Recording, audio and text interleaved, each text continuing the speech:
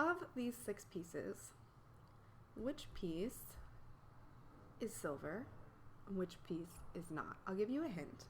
2 of these pieces are not 925 sterling silver. 4 of them are. So I'll give you a second to go ahead and look over these spoons and guess which ones are silver and which ones are not. And as you're doing that, I will say that one of them is an 800 silver. So one of them is slightly silver, but not as much silver. If you want to take that bonus round and guess which one is an 800 silver. So, excellent. I'll go ahead and start with this is silver, 925 sterling silver. This is 925 sterling silver. This one's 925 sterling silver. And this one's 925 sterling silver. Now, of these 2, one of them is 800. So it's a slightly less pure grade of silver. And that is, this spoon here is 800. And this one is, or was, silver plated at one time. So you can see the brilliance and the difference here in the color of the 925 silvers. They're very brilliant, bright silvers. And they are going to have this slightly yellow kind of hue or tint to them. I know there's a difference between hue and tint, but I think it's a tint, actually. This yellow tint. Now, silver does tarnish black. So this salt shaker, I have polished this top piece and I have not gotten around to polishing the rest. You can see silver can be really covered up by its oxidization. So you're going to need to find a place where it hasn't been tarnished in order to identify these properties. You can do that by rubbing it up against a small polishing cloth if you have one handy with you, or just kind of trying to identify a place that hasn't been tarnished quite yet. Another tip on identifying silver is that it always, all the time, tarnishes black, and will never tarnish a different color. It's always going to tarnish black. Another thing to mention is that silver is incredibly lightweight.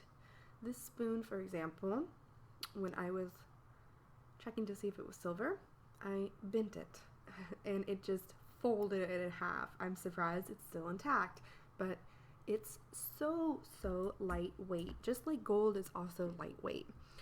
So typically you will see on silver a stamp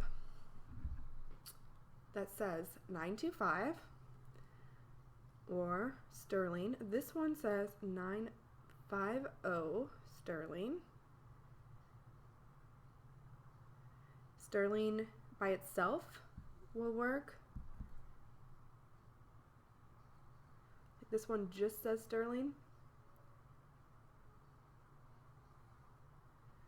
And then it's got a small little stamp next to it that says, it's like a little hallmark, a little maker's mark. That one just says sterling. This one, I see this pretty common. I'm not sure what REU means, but it will say REU occasionally.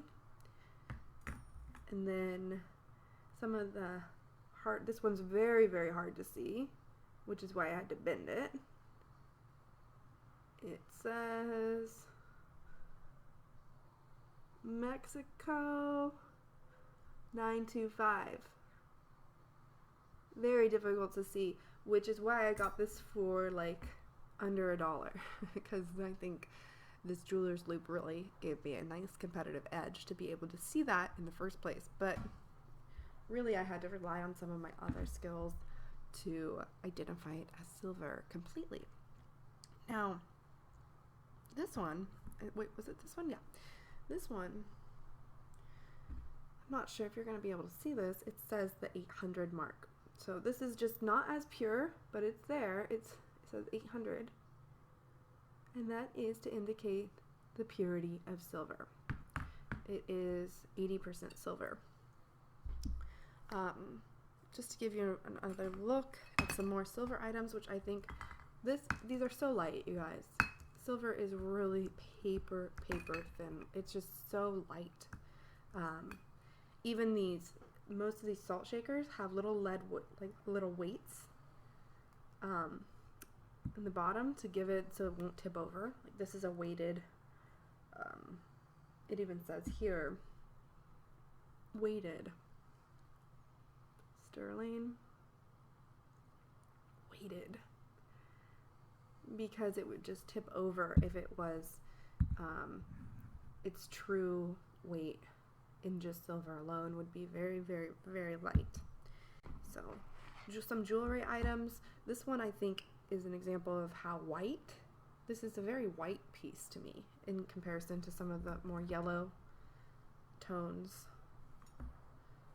that you can see in these spoons, but depending on your light, your background, and where you are, you might pick up some different colors. But those would be my top tips, is to look for hallmarks, to identify this kind of orange or yellow golden tone in color, and then to feel the weight of the item.